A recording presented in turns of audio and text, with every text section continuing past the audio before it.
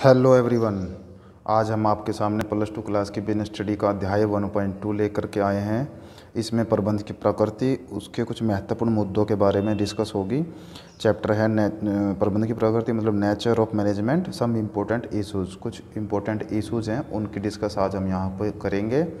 तो उससे पहले एक स्पेशल लाइन लिखी हुई है, वो हम आपको पढ़ाएंगे कि विभिन्न प्रबंध विशेषज्ञों ने अपने अपने समय में प्रबंध की प्रकृति को भिन्न भिन्न प्रकार से व्यक्त किया है। वो ये बताना चाहते हैं डिफरेंट मैनेजमेंट एक्सपर्ट, जो मैनेजमेंट के एक्सपर्ट हैं, have described the nature of management differently in their own time. मतलब अपने अपने समय में सब ने अलग अलग तरीके से उसको डिफ़ाइन किया है। तो आपने देखा भी है कि जब हमने फीचर्स पढ़ी थी मैनेजमेंट की, उसमें प्रबंध क्या था, एक मैनेजमेंट क्या थी, कला और विज्ञान दोनों था ना।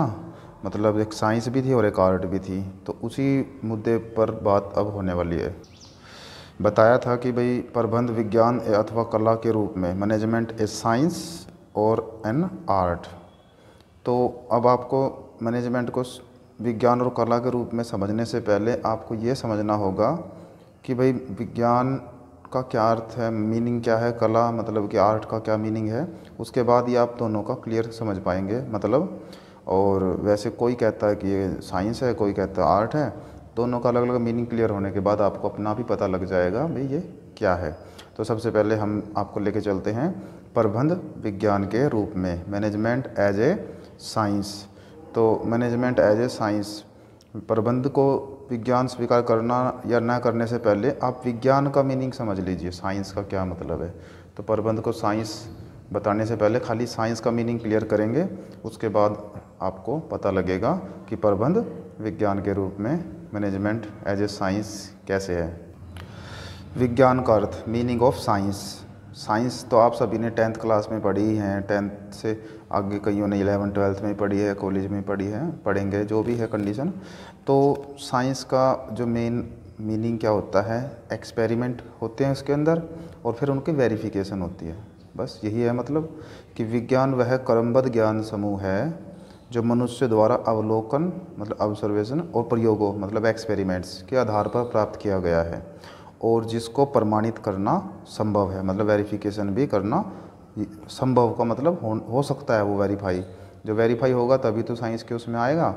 तो इस तरह से ये आपको मैंने मीनिंग बताया साइंस का। फिर उसके बाद कंप्लीट ये क्वेश्चन बन जाएगा आपका 4 नंबर में आने वाला कि भाई साइंस का मीनिंग बताइए, जो मैंने आपको बता दिया है 2 लाइनों में। और उसके बाद फिर इसकी फ़ीचर्स बताइए। तो इसकी फ़ीचर्स क्या क्या हैं वो आप समझेंगे अब ध्यान से। तो फीचर्स और समझिए आप ध्यान से। सबसे पहली फीचर्स है, यहाँ से पढ़ते हैं जहाँ से आपको भी आसानी रहेगी समझने में भी और बताने देखने में भी, कि सबसे पहले है व्यवस्थित ज्ञान समूह। मतलब व्यवस्थित का मतलब होता है एक जगह इकट्ठा या व्यवस्थित कर देना, मतलब सिस्टमेटेड बॉडी ऑफ नॉलेज। व्यवस्थित ज्ञान समूह मतलब कि विज्ञान के लिए क्रमबद्ध अथवा व्यवस्थित ज्ञान समूह का होना आवश्यक है। प्रबंध भी एक व्यवस्थित ज्ञान समूह है क्योंकि इसकी पहचान प्रबंध विशेषज्ञों के कई वर्षों तक किए गए शोध कार्यों और प्रयोगों के बाद स्थापित हुई है। तो मतलब व्यवस्थित ज्ञान समूह ही क्यों है, क्योंकि 1-2 दिन में तो नहीं ये फाइनल हो पाया भाई ये साइंस का। जैसे कोई भी रूल फॉलो करते हैं, मैनेजमेंट की कोई भी इंक्वायरी करते हैं तो वो बहुत ही पुराने समय से सर्च हुई, सभी जो स्पेशलिस्ट हैं उन्होंने पता किया, जब जाके ये वेरीफाई हुआ भाई ये क्या है, विज्ञान है। तो विज्ञान की इसलिए एक फीचर्स में आ जाती है कि लंबे समय तक सर्च किया जाता है। सेकंड है तथ्यों के संग्रहण, विश्लेषण और प्रयोगों पर आधारित, मतलब based on collection of facts, analysis and experiment. वो ये कहना चाह रहा है हमें कि विज्ञान की एक विशेषता के अंदर प्रबंध पर लागू करने का पर पता चलता है। जैसे विज्ञान की इस विशेषता को प्रबंध पर लागू करके क्या पता लगेगा कि इनका जो विकास है ना, एक दिन में नहीं हुआ है, अनेक वर्षों तक इनके तथ्य मतलब कि जो इनके फैक्ट्स हैं, एनालिसिस संग्रहण विश्लेषण किया, उसके बाद पता हुआ कि भाई मतलब इनको सर्च किया। तो ये सब जो साइंस की फीचर्स में आते हैं, साइंस के कोई भी चीज़ ट्रू होती है किस तरह से उसको फाइनल किया जाता है, तो वो किसकी बेस पे होती है, उसका कोई ना कोई फैक्ट होगा, कुछ एनालिसिस होंगे, कुछ एक्सपेरिमेंट होंगे उनके ऊपर, तो उसी के बेस पर ये आधारित है, इसलिए इसकी फीचर्स में आ जाता है साइंस की। उसके बाद है सार्वभौमिक प्रयोग। सार्वभौमिक प्रयोग का मतलब है यूनिवर्सल एप्लीकेशन, मतलब कि जो भी यूनिवर्सल मतलब कि सभी परिस्थितियों में किसी भी सिद्धांत का लागू होना। तो जो विज्ञान के सिद्धांत हैं ये सत्य पर आधारित होते हैं, बिल्कुल ट्रू, और हर परिस्थिति में और हर समय लागू हो सकते हैं। तो ये सार्वभौमिक उपयोग संभव है। और प्रबंध के अंदर भी जो भी आप सिद्धांत लागू करेंगे वो भी सत्य पर आधारित होते हैं, हर परिस्थिति में वो भी लागू हो सकते हैं। उदाहरण के लिए आदेश की एकता, principle of unity of command, मतलब कि किसी एक व्यक्ति के द्वारा एक बड़े जो हेड होता है, जैसे बहुत सारे कर्मचारी हैं उनका एक हेड है, अगर एक हेड उनको ऑर्डर देगा भाई ऐसे करो, तो सारे उस काम को आसानी से और अच्छी तरह कर पाएंगे। पर अलग अलग हेड हो जाएंगे और एक ही समय में सब अलग अलग काम बताएंगे तो कार्य को अच्छी तरह से नहीं कर पाएंगे। मतलब वहाँ पे भी ये सार्वभौमिक प्रयोग मतलब कि लागू होता है नियम। उसके बाद है कारण एवं परिणाम संबंध, कॉज एंड इफेक्ट रिलेशनशिप। वैज्ञानिक सिद्धांत जो हैं हमारे वो कारण एवं परिणाम से स्पष्ट और संबंध होता है उनके आपस में। इसी तरह मैनेजमेंट में भी ये कंडीशन लागू होती है कि मैनेजमेंट में भी कोई भी काम होगा वो कारण एवं परिणाम किसके साथ स्थापित होगा। फॉर एग्जांपल इसमें दे रखा है जैसे घटिया नियोजन, मतलब पूर्व प्लानिंग करेंगे, प्लांट व्यवस्था भी ख़राब होगी हमारी, तो उससे क्या होगा, उत्पादन में कमी आएगी, क्योंकि प्लानिंग भी घटिया है, प्लांट भी हमारा ख़राब लगा हुआ है। तो नियोजन का घटियापन कारण हो गया, इसका प्लानिंग हमारी घटिया हुई ये इसका कारण हो गया।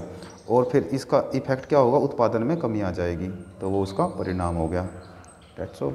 उसके बाद है पॉइंट नंबर 5, परिणामों की वैधता की जांच एवं पूर्वानुमान संभव।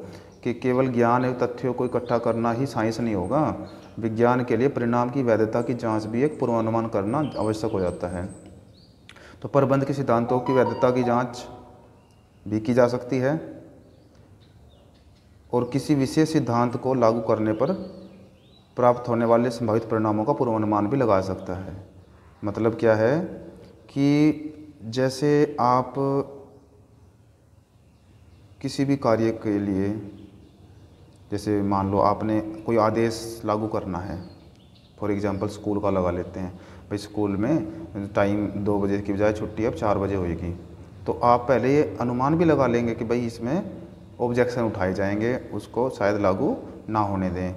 इस तरह से जैसे अभी कॉलेज वाले चल रहे हैं, कॉलेज वालों के लिए क्या हो रहा है कि भाई उनको फाइनल ईयर वालों के एग्ज़ाम होंगे, पर अभी उन्होंने भी पूर्वानुमान लगा लिया है जिन्होंने ये लागू किया नियम, भाई अभी दिक्कतें आ सकती हैं, जैसे कि अभी ऑब्जेक्शन उठा रहे हैं कॉलेज के बच्चे के, भाई फाइनल वाले के अलग से वो हैं उनको ही पास किया जाए। तो इस तरह से ये आपके परिणाम की वैधता की जांच का पूर्वानुमान हमें पहले ही पता लग जाता है। तो ये साइंस की विशेषताएं ख़त्म होती हैं और अच्छी तरह से इनको याद करें और हेडिंग को लिख लिख के देखें कॉपी पे, तो आपको अच्छी तरह क्लियर हो जाएगा। 4 नंबर का आपका क्वेश्चन आ सकता है। Thank you.